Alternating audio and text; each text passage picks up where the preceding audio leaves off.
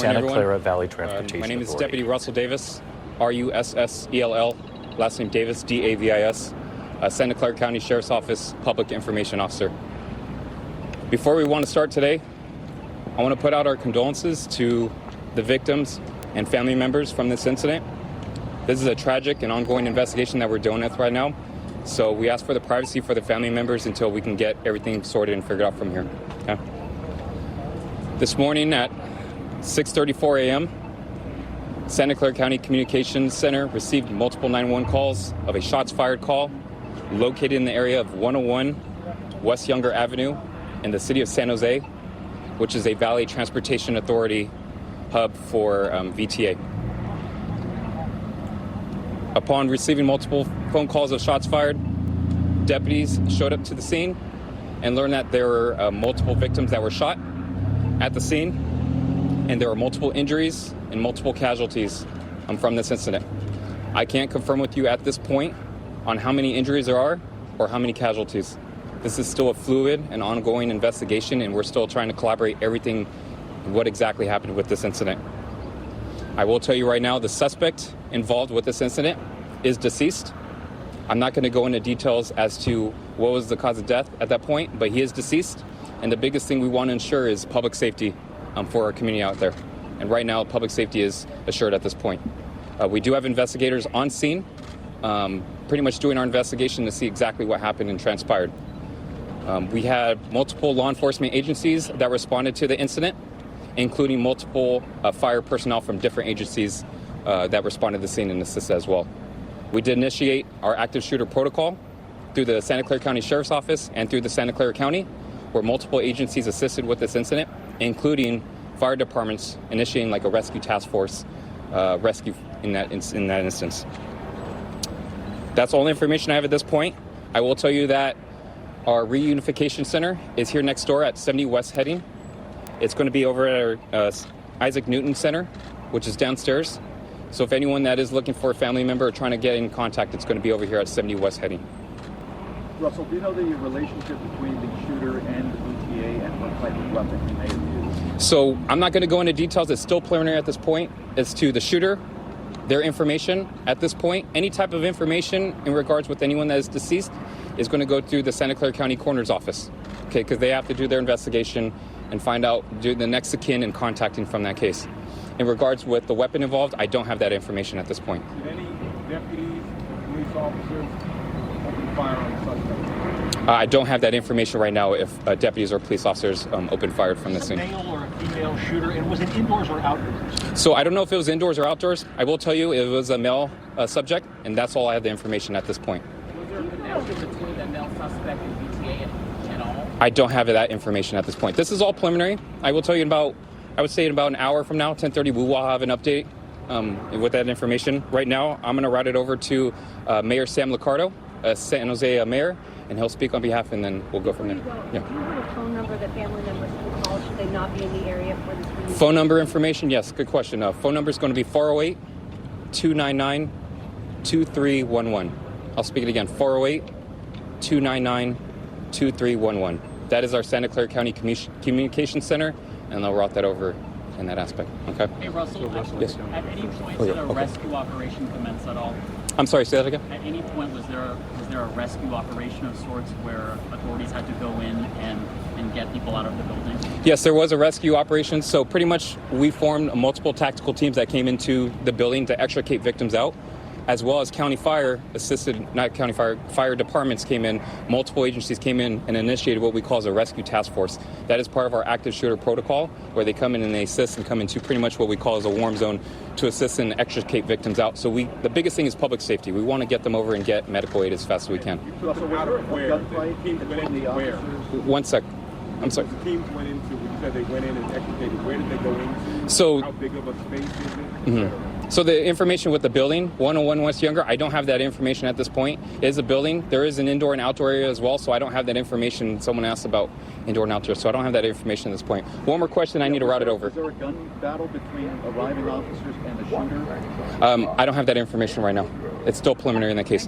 So, How how many number of people were shot or? So I don't have that hard number at this point. I will give you an update once we have that information. Again, this is still preliminary. We ask for the privacy for the families and the victims of this case, okay? So what I'm going to do is I'm going to route it over to Mr. Glenn Hendricks. He is the VTA president. You've been listening to Santa Clara County Sheriff spokesman Deputy Russell Davis there, and as you can hear, there is still a lot of fluidity in this investigation underway, but yet another deadly mass shooting, this time in San Jose, California. This was a transportation facility, the control center for the Santa Clara Valley Transportation Authority, known as the VTA in that community.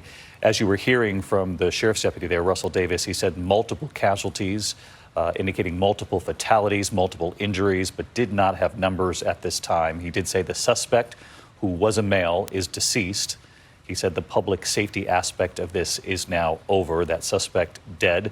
He would not say the relationship between the suspect and the victims at the scene.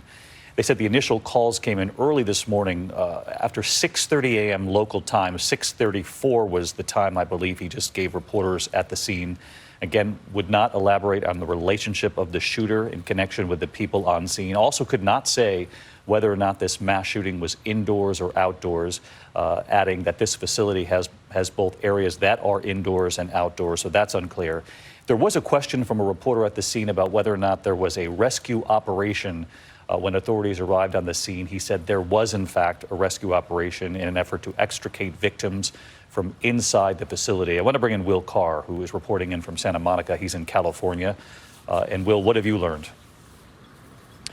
Well, David, you heard multiple times right there. They're saying this is a fluid incident. Typically with these active shootings, that's because victims can be double counted, or some can transport themselves to the hospital or be transported by other people to the hospital. So it'll take a couple more hours to get actual numbers here. We know that the VTA there in San Jose is a gated facility. Only employees are allowed inside. The VTA has 2,100 employees. It's unclear exactly how many were inside of the building when this happened. What's very tragic and sad here is this is supposed to be a day of celebration. The VTA was actually celebrating increasing their capacity on this train. They were putting out press releases to the local media. So they were coming together for something that they had been looking forward to for a long time, coming out of the pandemic here. And then obviously this day took a tragic turn. Again, we don't know how many people have been injured, but we do know that there are multiple victims. David. Will Carr with us this afternoon. Will, thank you. You're looking at live aerial pictures over the scene. Again, the Santa Clara Valley Transportation Authority, and as you just heard Will Carr report, what makes this particularly sad is that they were set to mark increasing capacity on their train service, on their busing in that area, coming out of the pandemic, just beginning to emerge in that community, as so many communities are across this country. I want to bring in our Chief Justice correspondent, Pierre Thomas, who follows, obviously, these mass shootings very closely, and just a crushing number, Pierre, of mass shootings just since the beginning of this year. Indeed, David. We've had 232 mass shootings so far this year. I'm just looking at the numbers.